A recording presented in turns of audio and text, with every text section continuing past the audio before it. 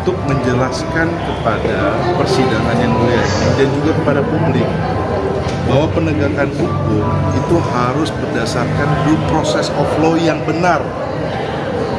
Apabila penggeledahan tidak sesuai dengan undang-undang, kemudian penyitaan tidak sesuai dengan undang-undang, ketika seorang tersangka menggunakan haknya untuk mengajukan ahli atau saksi yang meringankan di tingkat penyidikan, tapi itu tidak diberikan.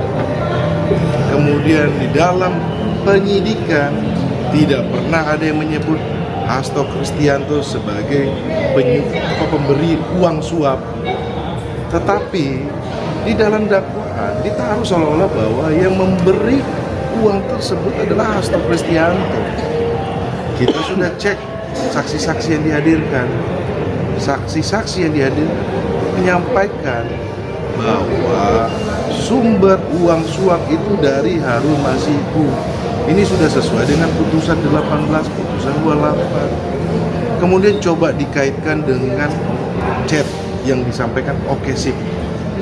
Dalam Okesip tersebut, saksi yang berkomunikasi dengan Hasto Kristianto menyampaikan bahwa Okesip itu bukan berarti dia mengiyakan, malah dia ditegur, dimarahi, tidak mengiyakan perbuatan dia melakukan penyuapan. Saksi tersebut sudah melaksanakan putusan, namanya Saiful Bari. Dia sudah bertanggung jawab. Kemudian dia sampaikan bahwa dia meng-create peristiwa ini bersama dengan Doni. Doni ini juga pun sebagai tersangka sampai sekarang belum diajukan ke persidangan. Kemudian apalagi teman-teman, perintangan penyidikan ini disampaikan harus di tingkat penyidikan, bukan di tingkat penyelidikan. Kemudian saksi kunci perintangan penyidikan Nur Hasan menyampaikan bahwa bapak itu bukan Hasto Kristianto, bapak itu ada 2 orang berbadan tegap yang datang kemudian meminta menelpon dengan Harun Masiku terus menyampaikan untuk tenggelamkan handphone. Itu peristiwa di 2020 gitu. Nah, teman-teman, persidangan ini kan semakin terbuka dan buat kami ini semakin menguatkan bahwa memang Mas Hasto ini ditarget dan beliau adalah tahanan politik. Memang persidangan ini adalah untuk mengganggu PDI Perjuangan. Saya pikir bahwa kita harus hormati proses yang ada. Kriminalisasi politik dan hukum seperti ini harus dihentikan, teman-teman. Ini harus dihentikan, tidak bisa kita biarkan. Kenapa? Karena ini bisa kena ke siapa saja, gitu. Kalau prosesnya saja sudah salah, kemudian apa yang mau kita harapkan? Bagaimana dengan rakyat-rakyat kecil, masyarakat luas? Mungkin banyak juga dalam proses pemeriksaan penyidikan karena ketidaktahuan terhadap hukum, kemudian ada aparat penegak hukum mengakali atau membuat proses itu menjadi memberatkan seseorang, dan ini tidak baik. Tentunya persidangan ini membuat kita belajar bahwa perlindungan hak asasi manusia terhadap seseorang itu harus diutamakan dalam proses penegakan hukum, dan due process of law, proses penegakan hukum itu harus sesuai dengan undang-undang. Dan juga jaksa atau penyidik itu harus bebas dari kepentingan, tidak boleh ada konflik of interest. Apabila ada konflik of interest karena ketidaksukaan atau karena ada faktor yang lainnya, ini membuat proses penegakan hukum ini tidak berjalan sesuai dengan harapan kita semuanya. Mungkin itu saja saya. Silakan. Ya, saya nambahkan ya. Jadi begini. Ini persidangan Pak Hasto ini bisa dijadikan cermin. Ya. Cermin apa? Cermin penegakan hukum. Karena dia cermin, maka sebenarnya tidak hanya dialami oleh Pak Hasto. Kebetulan aja sekarang persidangannya Pak Hasto. Kalau yang namanya penyimpangan, pelanggaran, atau kesewenang-wenangan dilakukan, ya, terjadi, lalu dibiarkan terjadi, tentu implikasinya bisa akan dialami oleh siapa saja. Nah, pada hari ini seperti Pak Roni sampaikan, kita sudah mengajukan saksi menguntungkan tadi pagi. Ya. Mengapa kita ajukan saksi menguntungkan? Saksi ada charge, ya. Itu kalau di negara barat itu namanya saksi karakter.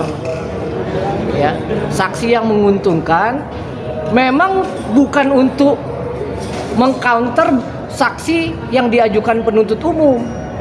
Karena pembuktian itu bukan tanggung jawab kita. Apa yang mau di-counter, apa yang mau jelaskan sebanyak 15 saksi memang tidak memberatkan, kan gitu. Ya, saksinya dan 4 ahli bahkan. Ya. Nah, selanjutnya mulai tadi siang kita ajukan ahli pidana yang baru diperiksa Pak Hairul Huda. Ya. Kalau kita dengar dari pertanyaan teman-teman yang mengungkapkan fakta-fakta persidangan, termasuk menjelaskan fakta-fakta persidangan sebelumnya, ya, maka konsekuensinya kalau memang penuntut umum itu menjalankan asas-asas yang benar. Apa saya maksud dengan asas-asas yang benar? Penuntut umum itu harus imparsial, ya, harus tidak memihak.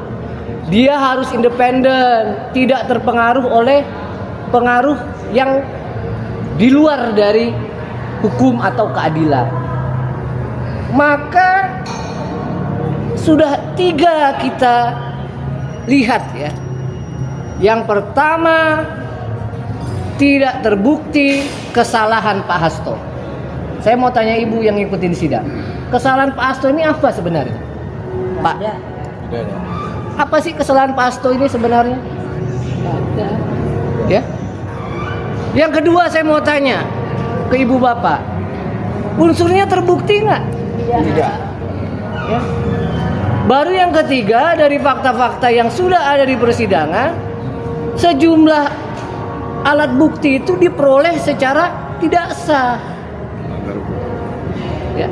Satu saja ibu bapak itu bisa membuat, ya, penuntut umum itu semestinya menuntut bebas.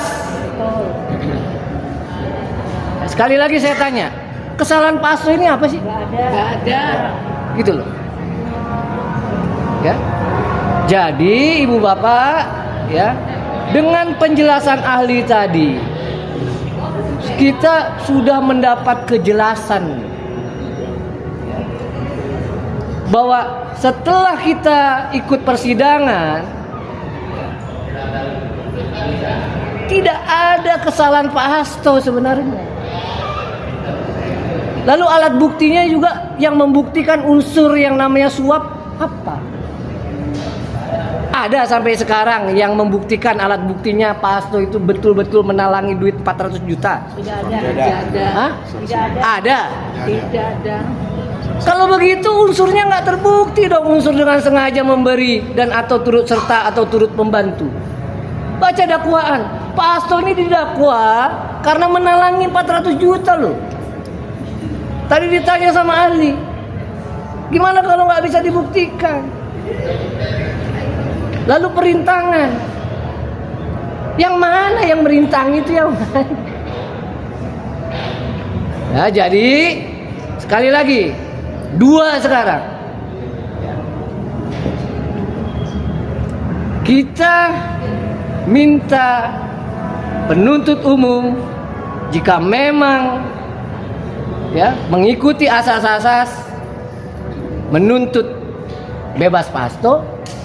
Dan yang kedua, tidak bosan selalu, ya, mudah-mudahan majelis hakim berani memutus bebas Pak Hasto dari segala tuntutan. Amin. Baik, terima kasih ya. Ya.